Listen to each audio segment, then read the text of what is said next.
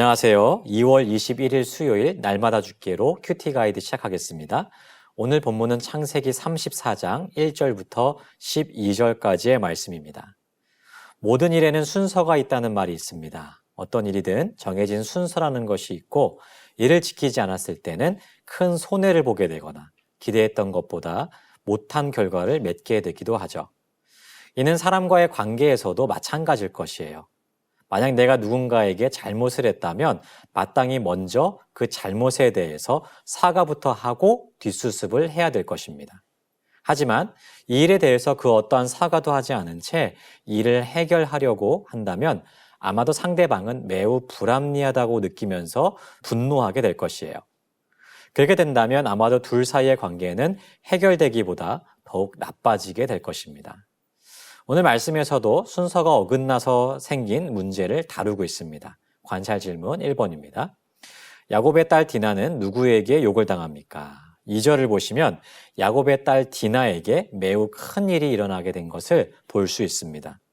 휘이 족속 중 하몰의 아들 그 땅의 추장 세겜으로부터 강간을 당하게 된 것이에요. 강간은 지금이나 고대 시대나 그 죄질이 매우 불량한 그러한 죄로 여겨졌습니다. 이는 곧 그 사람의 육신뿐만 아니라 정신까지도 말살시키는 살인과 같은 죄이기 때문이에요. 그런데 디나에게 이렇게 큰 아픔이 찾아오게 된 것입니다. 물론 디나에게도 일말의 잘못이 없는 것이 아니었어요. 1절에서는 디나가 그 땅의 딸들을 보러 나갔다라는 표현이 나오고 있죠. 디나가 그 땅의 여인을 보러 나간 것 자체가 나쁜 일은 아니었습니다. 하지만 여인이 홀로 낯선 도시를 방문한다는 것은 당시 정서를 고려하면 매우 위험한 행동이기는 했습니다. 그래서 창세기 기자 역시도 그녀가 그 땅의 딸들을 보러 간 이 일에 대해서 매우 조금 부정적인 그런 어투로 기록하고 있는 것을 볼 수 있습니다. 하지만 그럼에도 불구하고 디나가 그 땅에서 이런 일을 당한 것은 결코 있어서는 안 되는 죄악된 일이었음은 분명할 것이에요. 관찰 질문 2번입니다. 디나의 소식을 들은 야곱의 아들들은 어떻게 반응합니까? 디나가 성적인 범죄를 당하고 그들에게 사로잡혔다라는 이야기를 그의 오빠들이 들었습니다. 이 소식을 들은 오빠들이 어떻게 반응합니까? 모두가 근심하고 심히 노했습니다. 근데 여러분 5절을 한번 보십시오. 5절에서는 야곱이 이미 이 소식을 들었다라고 되어 있습니다. 그런데 그는 아무런 대책도 마련하지 못한 채 목축하기 위해 나갔던 아들들이 돌아오기까지 기다리고만 있었어요. 그리고 이후에 벌어지는 모든 일들의 주도권은 모두 야곱의 아들들이 쥐고 있는 것을 보게 됩니다.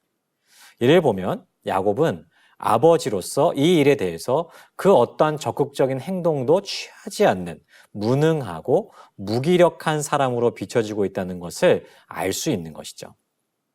우리가 모레까지 이 말씀을 묵상하면 이들에게 어떤 심각한 일들이 벌어지게 되는지 보게 될 것이에요. 만약 야곱이 집안의 가장으로서 조금이라도 더 하나님의 뜻에 따라 이 가정을 세워가려고 했다면 무력하게 이 일을 해결하려고 해서는 안 됐습니다. 하지만 야곱은 이 모든 일들을 분노한 그의 아들들에게 모두 일임하고 있는 것을 보게 됩니다. 관찰 질문 3번입니다. 하몰은 무엇을 제안합니까? 8절부터 10절까지를 보면 하몰이 야곱의 아들들에게 한 가지 제안을 하고 있는 것을 볼 수 있어요. 무엇입니까? 이 모든 것이 내 아들 세겜이 디나를 사랑해서 벌어진 일이니까 이왕 이렇게 된 거 그냥 그 둘을 결혼시키자는 것입니다. 그리고 두 집안이 사돈 관계를 맺게 되었으니 앞으로도 계속 서로 통혼하면서 하나가 되자는 그러한 제안까지 하게 돼요. 겉으로 보면 이 제안은 매우 파격적이면서도 솔깃한 제안이었습니다. 왜냐하면 그 땅에서 거류할 수 있는 자격뿐만 아니라 경제적인 부분까지도 함께 공유하자는 것이었기 때문에 매우 파격적인 제안이라고 볼 수 있는 거죠. 만약 여러분이라면 어떤 선택을 하시겠습니까? 여러분, 하몰과 세겜이 디나와 야곱의 가족들에게 하는 말을 한번 자세히 보십시오. 이들은 한 사람과 가정에게 씻을 수 없는 상처를 안겨줬어요. 그러나 그 어떠한 사과의 말도 없습니다. 자신들이 정말 큰 죄를 지었다는 반성과 사과는 전혀 없이 문제의 해결책만 제시하고 있는 것이죠. 그리고 그 문제의 해결 방식은 사람의 감정과 기분과는 전혀 상관없이 오직 재물만 제시하고 있는 것을 보게 됩니다. 여러분, 그 어떤 큰 재물을 준다 하더라도 이 분노와 슬픔을 다 해결할 수 있을까요? 강간범에게 자기 딸을 줄 수 있는 아버지와 오빠가 세상에 어디 있겠습니까?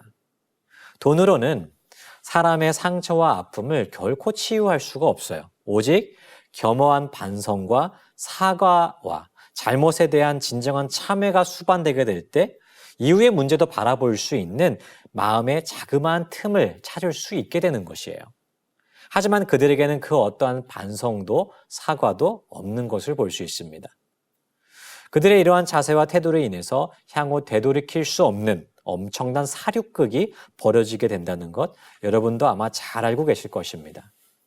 여러분 이미 말씀드린 대로 모든 일에는 순서가 있어요. 만약 내가 누군가에게 잘못을 저질렀다면 문제의 해결보다 사과와 반성이 먼저일 거예요.